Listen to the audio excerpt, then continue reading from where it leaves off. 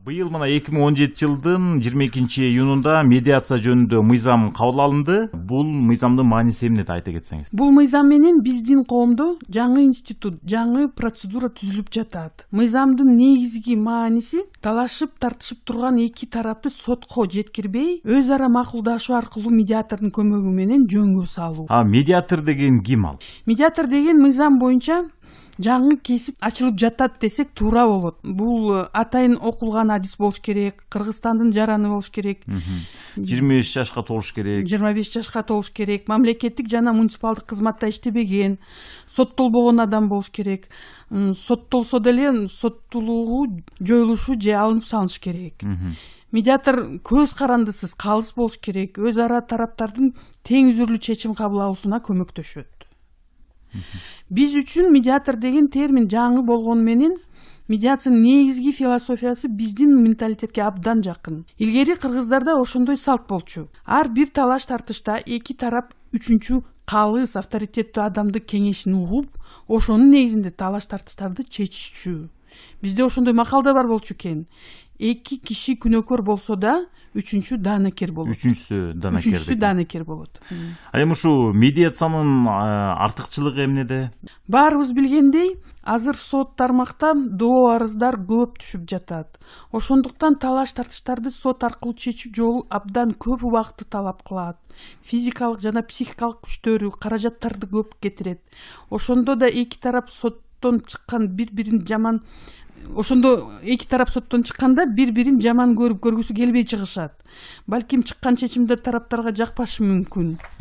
Ал эми медиация бул убакытты, физикалык жана психикалык күчтөрүн, акча каражаттарды жана партнердук мамилени сактап калганга мүмкүнчүлүк берет.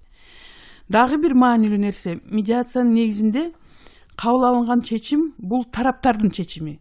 Ошондуктан ал чечим иш жүзүнө ашырылат. Медиация аркылуу кандай иштер каралат, мисалы? Медиация аркылуу жарандык, үй бүлөлүк жана эмгектик талаш тартыштарды чечүүгө болот. Жаңы жарандык процессуалдык кодекси боюнча соттор тараптарды медиатор менен маалыматтык жолугушууга жиберүүгө укуктуу. Ал эми бул мыйзам мына 2018 жылдын 10 февралында күчүнө кирген турат, бирок бизде ушу жетиштүү медиаторлор барбы? Медиаторлор таптакыр жок деп айтуудан алысмын. Бирок Бишкек шаарында бар болушу мүмкүн, окутулган адистер бар. Региондордо жок болушу мүмкүн.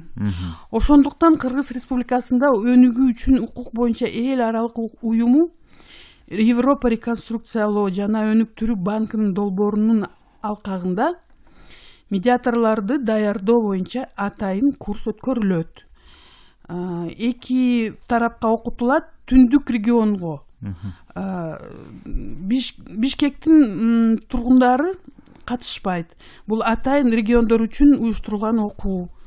Ошол окуу түндүк регионго декабрь айында өткөрүлөт, Бишкек шаарында, түштүк региондо Ош шаарында январь айында өткөрүлөт. Ошондой эле сотторго дагы кайсы иштерди медиация сунуштоо керек окутабыз. Демек, соттор өздөрү дагы ушу медиацияга жиберет экен да? Ооба. Азыр сотто көптөгөн иштер толуп турат. Эгер медиация мыйзамы ишке кирсе, сот системасын эффективдүүлүгү дагы өсөт. Медиация конфликттери конструктивдүү жол менен чечүүгө көмөк берет. Биздин чөйрөнүн өнүгүшүнө салым кошот деп үмүттөнөбүз. Демек, бул медиатор деген сөзсүз түрдө мына ушул юридикалык билими бар, буга чейин сот же адвокат болуп иштеп жүргөн адам болуш керекпи? Жок, мыйзам боюнча жогорку билимдин диплому болсо жетиштүү. Мисалы, кандай билим алыш керек? Мисалы, ошол медиатор болуш үчүн бул кайсыл өлкөлөрдө медиаторлор азыр жакшы эффективдүү иштеп келет? Ошо медиация деген Америкадан жаралды. Ошол жактан көбүрөөк тажрыйба алса болот. Рахмат, маек курган үчүн сизге ыраазычылык билдиребиз.